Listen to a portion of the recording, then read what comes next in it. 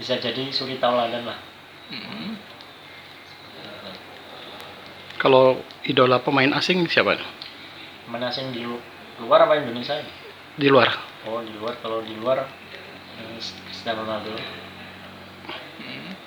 sama Marcelo.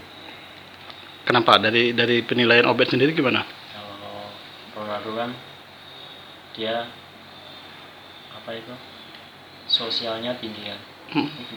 Nggak bagus di luar, nggak bagus di dalam lapangan, di luar lapangan juga bagus. Itu sebagai contoh bahwa kita hidup nggak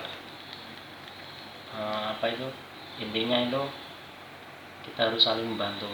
Hanya rezeki itu bisa kita salurkan kemana aja. Artinya kita bisa donasikan kayak Ronaldo kan seperti itu.